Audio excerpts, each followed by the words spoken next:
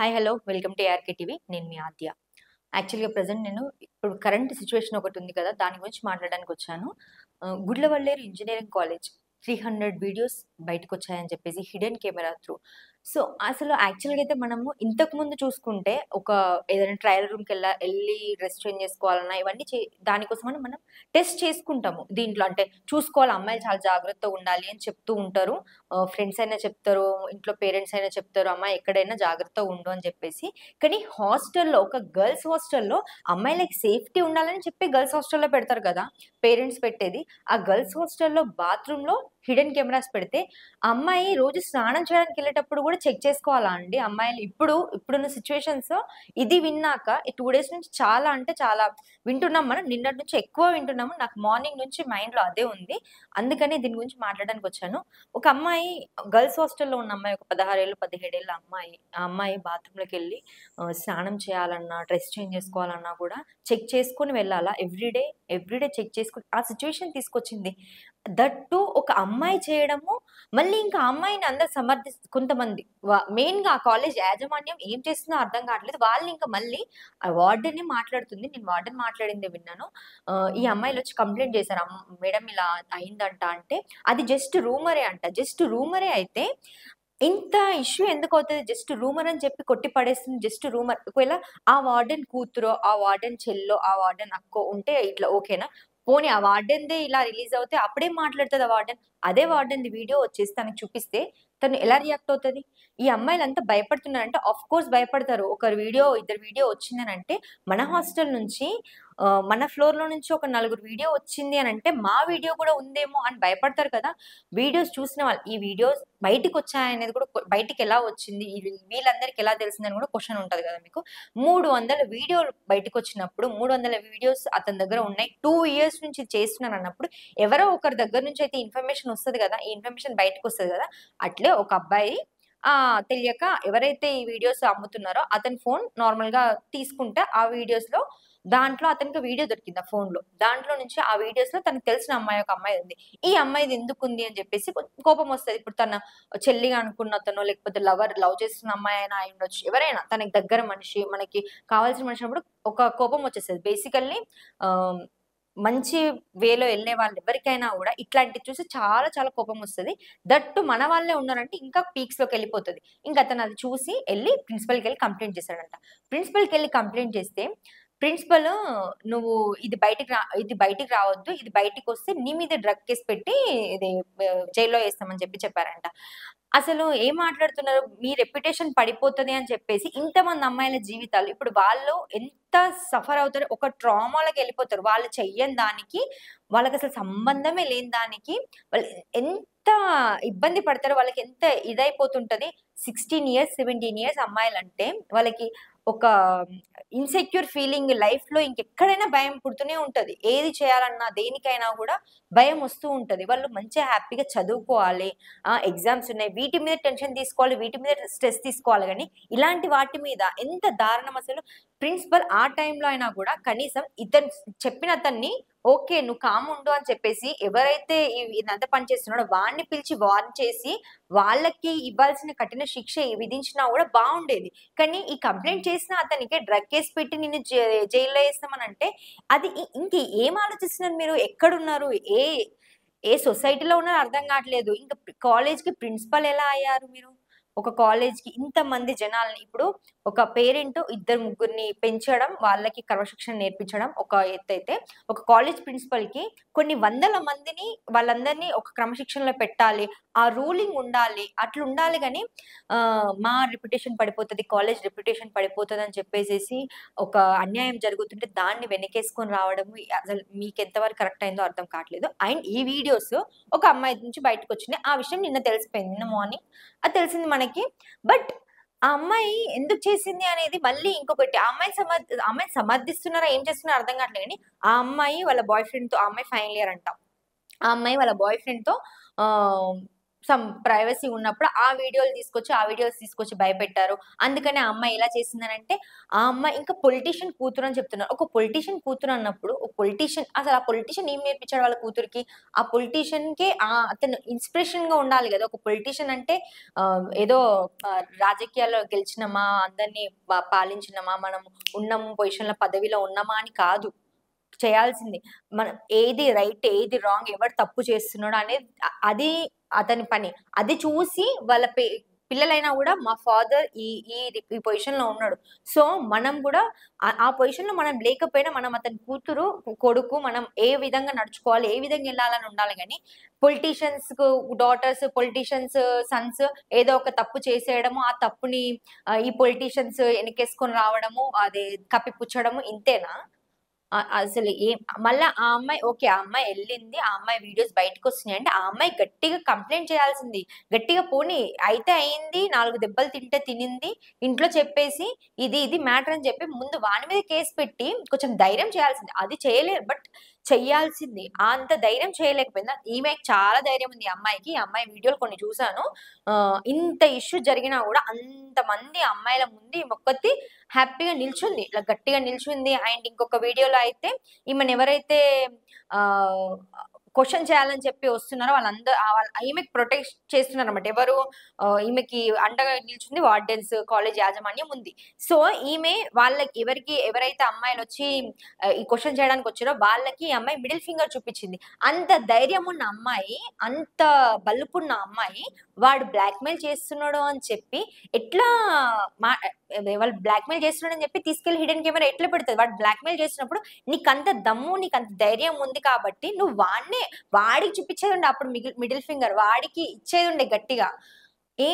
ఇప్పుడు వీళ్ళకి చూపిస్తే ఏమొస్తది? వీళ్ళకి చూపిచ్చడం గాదు. వీళ్ళకి చూపిస్తే ఏమొస్తదనేగా యాక్చువల్‌గా అసలేంది అట్లా చేయాలని ఎట్లా అనిపిచ్చింది నీకు? పర్టిక్యులర్‌గా ఒక పని చేస్తున్నాము అనంటే, ఒక ఒక ఒక పని చేస్తున్నామంటే తప్పు అని మనకి ఎప్పుడైతే ఇప్పుడు నువ్వు ఆ అబ్బాయి లైక్ నాకు చెప్పడానికి రావట్లేదు. ఏంటంటే ఇప్పుడు నువ్వు ఒక తప్పు చేసావు ఆల్రెడీ. ఇట్లా వెళ్ళావు, అతన్ని నమ్మావు, అతనితో పర్సనల్‌గా ఉన్నావు. అది నీ నీ నీ ఒక్కదానికి సంబంధించింది. దానికి నీ ఒక్కదానివి ఎఫెక్ట్ అయితే అయితావు పర్లేదు. కాకపోతే నువ్వు హిడెన్ కెమెరా పెట్టమని అతను నీకు చెప్పినప్పుడు, నువ్వు పెడుతున్నప్పుడు నీకు కనిపియలేదా? నేను చేసిన తప్పుకి నేనొక్కదాన్ని ఎఫెక్ట్ అయితే సరిపోయిద్ది. అంతేగాని ఇంతమంది అమ్మాయిలెందుకు ఎఫెక్ట్ కావాలి అనే ఆలోచన రాలేదా ఆ అమ్మాయికి? ఈ అమ్మాయినే కాదు నార్మల్‌గా చెప్తున్నా. ఎవరికైనా గూడా ఎవరైనా బ్లాక్‌మెయిల్ చేసి మనతోని ఇంకొక పని చేపిస్తున్నారు, ఇంకొక తప్పు చేపిస్తున్నారంటే అప్పుడు ఈ క్వెషన్ మీరు చేసుకోవాలి. నన్ను బ్లాక్‌మెయిల్ చేస్తున్నారంటే ఇఫ్ ఇన్ కేస్ నా తప్పేదన్నా ఉందా? లేదు నా తప్పు లేదు. అయినా గూడా చేస్తున్నారంటే ఎళ్లి చెప్పేసేయాలి. తప్పున్నా గూడా చేస్తున్నారంటే, మన తప్పున్నా గూడా మనల్ని ఎవరో ఒకరు మన పక్కన నిల్చున్న వాళ్ళుంటారు. సరే నువ్వు తప్పు చేశావు. అది దాన్ని నేను చూసుకుంటా అని అనడానికి ఎవరో ఒకరుంటారు మనకి. మన లైఫ్‌లో ఫ్యామిలీ ఇంట్లో నాన్నయినా, అమ్మయినా లేకపోతే బయట నుంచి ఫ్రెండ్స్ అయినా, ఇంట్లో అన్నో, అక్కో ఎవరో ఒకరుంటారు. వాళ్ళకి చెప్పండి. వాళ్ళకి చెప్తే వాళ్ళు మీ పక్కన ఓకే. తప్పు చేశావు 4 తిట్లు తిడతారు, 2 దెబ్బలు కొడతారు. ఆ తర్వాత ఏం చేయాలనేది ఆలోచిస్తారు. అంతేగాని ఇట్లా ఎవరికీ ఏం చేయకుండా, ఎవరికేం చెప్పుకోకుండా, ఎవరికేం కంప్లెయింట్ చేయకుండా ఎళ్లి మిగిలిన వాళ్ళ జీవితాలు పణంగా పెట్టడం దేనికి? ఇప్పుడు ఆ అమ్మాయిల్లో కొంతమందివి వాయిస్ కాల్స్ నేను విన్నాను. కొన్ని వీడియోస్ చూస్తున్నప్పుడు దీని గురించి నేను మీ ముందు చెప్పడానికి వచ్చే ముందు కొన్ని వాయిస్ కాల్స్ విన్నాను.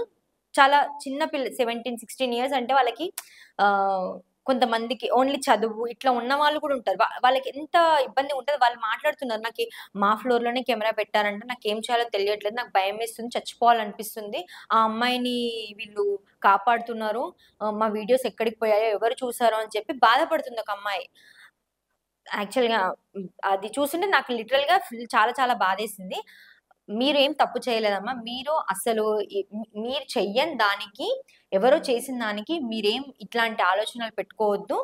కొద్ది రోజులు డిస్టర్బింగ్‌గా ఉంటది. మీరు భయపడొద్దు అని చెప్పలేము. ఎందుకంటే అది ఎవరికైనా వింటుంటే మాకే చాలా భయంగా ఉంది. ఇట్లాంటివి జరిగినప్పుడు, ఇట్లాంటివి చూసినప్పుడు. ఇది అసలు నిజం ఇదంతా నిజం కాదేమో! నిజంగా వాళ్ళన్నట్టు రూమర్ అయితే బావుండనేదే అనిపిస్తుంది. కానీ మీరు మీరు మాత్రం బాధపడొద్దు. మీరేం చేయడానికి లేదు. మీరేం చేయొద్దు. మీరు గట్టిగా ఫైట్ చేయండి. మీకు పాసిబుల్ అయినంత వరకు మీరు ఫైట్ చేయండి. అసలు వెనకడుగు వేయొద్దు. అంతేకాని గివ్ అప్ చేయొద్దు. లైఫ్ మీద గివ్ అప్ చేయొద్దు. మీరు చెయ్యని తప్పుకి మీరెందుకు బలవ్వాలి? మీరు బలవ్వద్దు. ఆ చేసిన అమ్మాయి మీ కళ్ళ ముందు అంత ధైర్యంగా ఉంది. అంత ధైర్యంగా ఉన్నప్పుడు మీకేమవసరం? మీరెందుకంత భయపడాలి? మీరు భయపడొద్దు. పక్కాగా గట్టిగా ఫైట్ చేయండి. మీతో పాటు అందరూ ఉంటారు. అండ్ ఇక్కడ ఇంకొక విషయం మాట్లాడాలి. ఏంటి అంటే ప్రతి ఒక్కరు ఇప్పుడు ఏపీ గవర్నమెంట్ ఏం చేస్తుంది అని మాట్లాడుతున్నారు. ఇది అండ్ ఇంకొకటి మీరంతా జనాలు ఏం ఆలోచిస్తున్నారండి? జగన్ ఫ్యాన్స్ వచ్చేసేసి చంద్రబాబు ఏమైపోయాడని మాట్లాడుతున్నారు. ఇఫ్ ఇన్ కేస్ ఇటు చంద్రబాబు గారు, పవన్ కళ్యాణ్ గారు ఏమైపోయారని మాట్లాడుతున్నారు. ఇటు వీళ్ళ ఫ్యాన్స్ వచ్చేసేసి వాళ్ళని అంటున్నారు. లైక్ 2 ఇయర్స్ నుంచి జరుగుతుంది. ఈయనేం చేశారు అని చెప్పేసి. మెయిన్‌గా వీళ్ళు పొలిటికల్ ఇప్పుడు వచ్చిన గవర్నమెంట్ వీళ్ళేం చేశారు, వాళ్ళేం చేశారని మాట్లాడడం కాదు. మీరు ఆలోచించుకుంటే ఈవెన్ జగన్ గారు ఉన్నప్పుడు జరిగిన చాలా ఇష్యూస్ ఉన్నాయి. అండ్ ఇప్పుడు వస్తున్న ఇష్యూస్ వాళ్ళు యాక్షన్ తీసుకుంటారు. వస్తారేమో బయటికి. నేను వీళ్ళకి సపోర్ట్ చేయట్లే, వాళ్ళకి సపోర్ట్ చేయట్లే. మీ థింకింగ్ ప్రాసెస్ మార్చుకోండి కొంచెం. ఈ గవర్నమెంట్, ఆ గవర్నమెంట్ అని కాదు. మనుషులు మారాలి. ముందు మనిషి ఏమొస్తది ఇప్పుడు వీడియోలు చూస్తే ఏం సాధిద్దామని అర్థం కావట్లేదు. ఇప్పుడు జనాలు ఒకప్పుడు రేప్స్ జరుగుతున్నాయి. ఏమైనా జరుగుతున్నాయి ఇష్యూస్ ప్రతి ఒక్కసారి అమ్మాయి ఈ బట్టలేసుకుంది, అమ్మాయి అట్ల బట్టలేసుకుంది ఇట్లా మాట్లాడారు. దాని తర్వాత చూస్తుంటే ముసలి వాళ్ళని కూడా రేప్ చేసిన ఇన్సిడెంట్స్ చూసాము. పసి పాప నెలలు నిండిన పిల్లల్ని కూడా అదే రేప్ చేసిన సంఘటనలు చూసాం. వీళ్ళ దగ్గర మీకు ఏం కనిపించింది? ప్రతిసారి ఒకరిని బ్లేమ్ చేయాలని కాదు. ఒక వర్గాన్ని బ్లేమ్ చేయడానికి చూడకండి. ఒక వర్గంకి సంబంధించిన వాళ్ళని డ్రెస్సింగ్ వల్ల ఇట్లా ఈ పొలిటీషియన్ ఏం చేస్తున్నాడు, ఆ పొలిటీషియన్ ఏం చేస్తున్నాడు ఇదంతా కాదు. మనుషులు మారాలి ముందు. మీకు టు బి ఫ్రాంక్ ఇంకా నేను నార్మల్‌గా చెప్పాలంటే ఈ వీడియోస్ అయినా గూడా అతను అమ్ముతున్నాడు అనంటే వీళ్ళెందుకు కొనుక్కుంటున్నారు? వేరే వాళ్ళు కొనుక్కోవడం ఎందుకు? అవసరం లేదు. చూస్తే ఏమొస్తది? లైక్ మీకంత చూడాలనుకుంటే వేరే సైట్స్ ఉంటాయి. అన్నీ ఇంకా నేను ఇంత దారుణంగా ఇంత దిగజారిపోతున్నారు ఎందుకు జనాలు? అంత అవసరం లేదు. అసలు కొనుక్కునేవాడు లేకపోతే వీడెందుకు అమ్ముతాడు? వీడమ్మడం తప్పు. ఆ కొనుక్కునేటోడిది తప్పు. ఈ వీళ్ళకి ఇంకొకటేంటంటే ఈ అమ్మాయిది కూడా వీళ్ళ వీడియో కూడా వీడు గ్రూప్‌లో పెట్టాడంట. బాయ్స్‌ది గ్రూప్‌లో పెట్టాడంట. బాయ్స్ గ్రూప్‌లో పెట్టినప్పుడు ఆ బాయ్స్‌లో నుంచి ఎవడో ఒకడు కనీసం అగైనెస్ట్ అయ్యి అప్పుడు కంప్లెయింట్ చేసినా బావుంటది.